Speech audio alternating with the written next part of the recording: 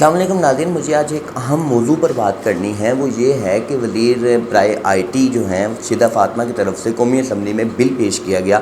جس کے مندرجات میں یہ بھی شامل تھا کہ کوئی بھی ٹیلی کمیونیکیشن کمپنی کسی بھی گھر میں جا کر کوئی ٹاور یا فائبر آپٹکس یا کوئی بھی کیبل بچھانا چاہے تو اس گھر کو، جس بندے کی ملکیت ہے، اس کی جائیداد ہے، اس گھر والے کو 15 دن کا وقت دیا جائے گا، پھر اس کے بعد ریمائنڈر دیا جائے گا، اس کو 30 دن کا ٹوٹل وقت دیا جائے گا، اور اس کے بعد اس معاملے میں حکومت انوالو ہوگی اور اس پر 5 کروڑ تک کا جرمانہ بھی عائد کیا جا سکے گا اگر وہ گھر والا منع کرے گا ٹاور لگانے سے۔ اس حوالے سے شیدہ فاطمہ کا کہنا تھا کہ قومی اسمبلی میں اس بل پر 5 مہینے تک بات ہوئی اور ساڑھے 5 مہینے بعد کے بعد ہم نے یہ بل منظور کیا ہے قومی اسمبلی۔ جب یہ بل سینٹ میں آیا تو سینٹ میں اس حوالے سے آواز اٹھی کہ بنیادی حقوق جو ہیں پاکستان کے عوام کے، کہ وہ اپنی اس کی جو جائیداد ہے اس پر کوئی حکومت کسی طرح کا کوئی دعویٰ نہیں کرے گی، کوئی زبردستی نہیں کرے گی اس معاملے پہ۔ پھر جب اس بل کے حوالے سے سینٹ میں آواز اٹھی تو پھر اس بل کو سینٹ کی قائمہ کمیٹی برائے سائنس اینڈ ٹیکنالوجی کے حوالے کیا گیا، جس کی جو چیئرمین ہے پلوش شاہ خان کا کہنا ہے کہ ہم نے اس بل پر کو پڑھا اور اس میں یہ سارے معاملات جب ڈسکس ہوئے اور ہمیں اس حوالے سے بات کرنے کا موقع ملا، اور رؤف کلاسرا کے پروگرام میں پلوش شاہ خان صاحبہ نے یہ اعتراف کیا کہ اس بل میں کئی ایسے شقیں شامل تھیں کہ جو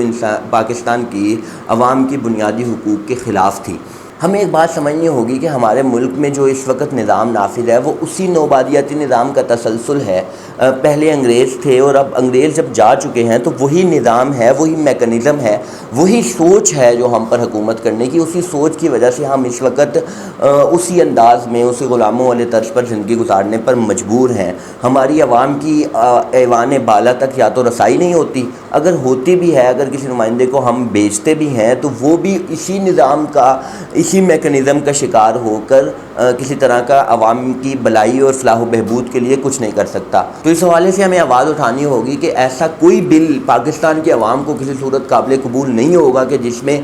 پاکستان کی جو عوام ہے ان کے بنیادی حقوق کے خلاف ورزی ہوگی، ان کے اپنے جائز حق پر ڈاکہ ڈالا جائے گا۔ تو اس حوالے سے ہمیں آواز بھی اٹھانی چاہیے اور اس حوالے سے پوچھنا چاہیے کہ آخر ایسا بل کیوں قومی اسمبلی میں پیش کیا گیا اور قومی اسمبلی نے کیسے اس بل کو منظور کر لیا۔ عبدالقادر پٹیل کا کہنا تھا کہ ہمیں پتہ ہی نہیں اور یہ بل قومی اسمبلی سے منظور ہو گیا، حالانکہ وہ اس وقت اتحادی حکومت کا حصہ ہیں۔ تو اس سے اندازہ لگا لیں اس وقت سنجیدگی کا قومی اسمبلی میں جو ممبران ہیں اور ان کے جو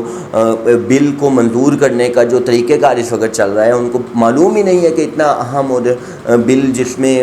پاکستان کی عوام کی جائز حق پر ڈاکہ ڈالا جا رہا تھا، اس حوالے سے ان کو معلوم ہی نہیں کسی طرح کا۔ شیدہ فاطمہ صاحبہ کا کہنا ہے کہ اس طرح کی بات نہیں ہے جس طرح عوام میں پیش کی جا رہی ہے، بلکہ یہ بات اس طرح ہے کہ کوئی بھی کسی کمپنی کے ساتھ معاہدہ کرتا ہے کہ 10 لاکھ روپیہ لے کے آپ اس جگہ پہ کوئی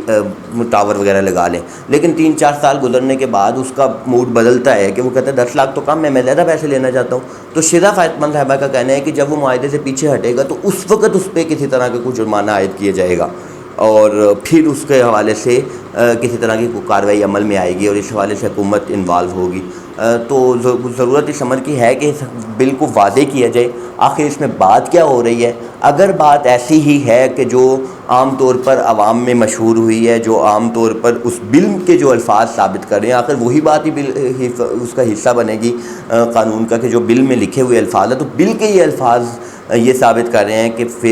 کہ کسی کی بھی نجی ملکیت ہے اس پر ٹیلی کمیونیکیشن کمپنی زبردستی کسی بھی طرح کا کھمبا لگا سکتی ہیں اور وہ فائبر تاریں ڈال سکتی ہیں۔ بہت شکریہ۔ اس حوالے سے لازمی طور پر آواز اٹھائیے گا اور اس ویڈیو کو شیئر کیجیے گا اور چینل کو لازمی طور پر سبسکرائب کیجیے گا۔